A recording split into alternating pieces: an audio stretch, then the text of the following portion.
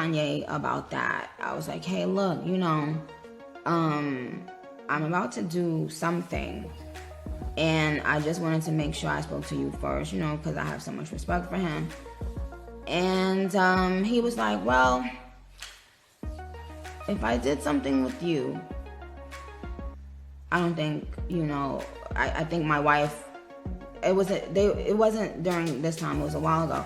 He was like, my wife probably wouldn't love that idea because I should be giving that to my wife instead, if I was doing like a female version of the Yeezys or whatever, it probably should go to my wife. And I understood this. How you gonna tell somebody about their husband or wife? Yeah. So I said, okay, but I wanted to come to him first because I know what I know my influence. But at the same time, we have to be careful. When we say things like, so Kanye was very vocal about the fashion industry not letting him in at one time. So if a black female rapper who has just shown herself to be sellable in that space, and this is not from Joe Schmo down the block, it's from Fendi saying, right, all of these things flew off the shelf. Then when I come to you as a black man that I look up to, I'm doing that because you inspired me, because you said the fashion industry didn't want to let us in, even though we're so influential. And then when I did ask, just put it on his radar, he said what he thought, how he thought his wife would feel about it. And we didn't really speak much more about it. Now I'm not saying that she said that. She wasn't there. So I want to make it clear. But that's what he thought, that how she would feel about it. And so it is what it is. But we have to be careful, like, that when we put those things out there and when a door is open, that we do, figure out a way to have another black face there. Hey everybody, I know I'm back with a video in less than 12 hours, but this video that Baller Alert posted really stuck with me for a while. And I wanted to come back and touch on it because I think it really provides an example of which black men opening a door on blackness and then closing that door on other black people to then present that opportunity to their white counterparts or their biracial preferences. So back in 2014, I wanted to do some research on it. Kanye West went on a rant, and Rolling Stones did an article on it about black people not being invited into the fashion industry. And so I read one part of this article, and the article stated that he said, I'm not dissing Louis Vuitton. I'm not dissing the Gucci group and shit. I'm just saying don't discriminate against me because I'm a black man or because I'm a celebrity, and tell me that I can create but not feel, because you know damn well there aren't no black guys or celebrities making no Louis Vuitton. Nothing. And so we all know that he created the Yeezy brand and how it has catapulted, at least in the shoe industry, to being up there almost with Nike's, if not at Nike level, according to some sources. But what it says is he opened that door based on blackness. He opened that door based on blackness. And when he got into that door, after looking at this video, a black woman approached him with an opportunity in which he said that I don't think that it would be best for me to do that with you. I think Kim will want that first. Now, do I understand that he's married to Kim? Yes. Do I understand that he is obligated when something like this happens to offer it to her? Yes.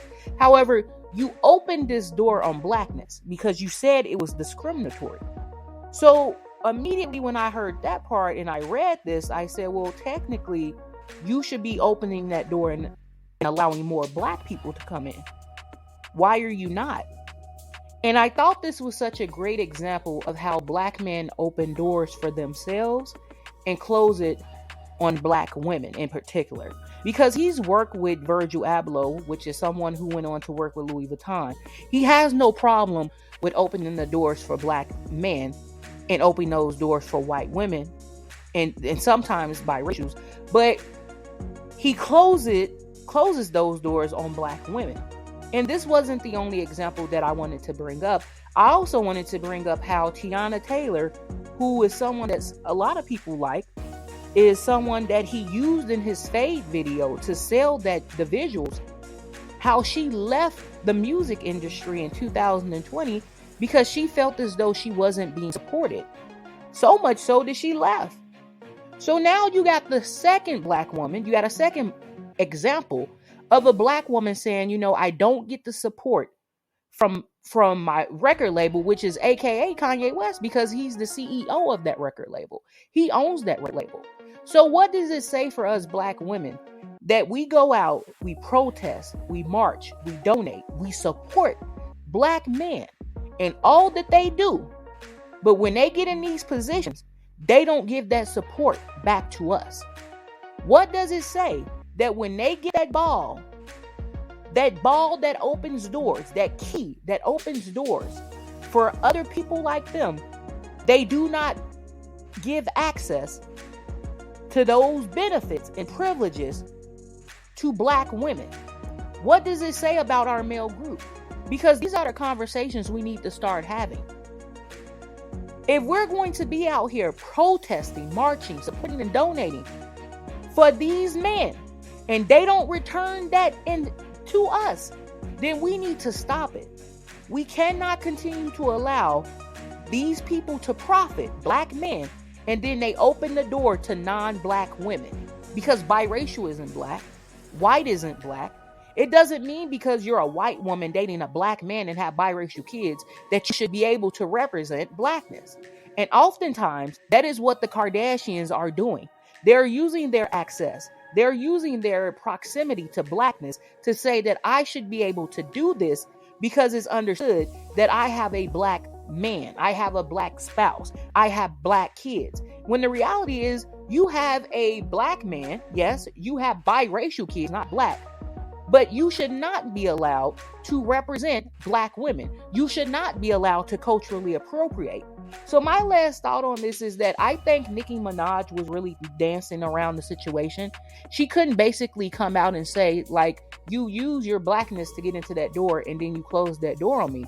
She had to dance around the situation. And that's why she came back to it at the end of that to say that, like, look, if you're going to say that black people are being denied access, then you're going to have to be careful with how you speak, because now you're closing the door on other black people. And the reality is he's not closing the door on other black people.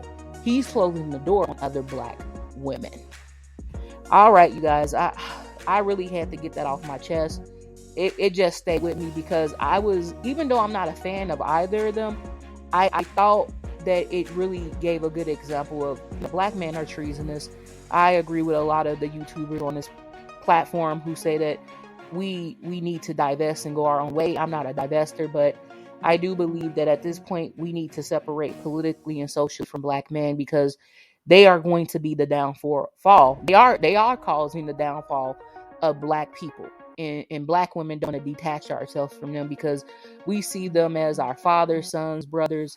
We fail to see them as who they are, which is they've been divested. We fail to see them as the catalyst for change and how we go about bringing change to the black community. All right, you guys. Thank you for listening.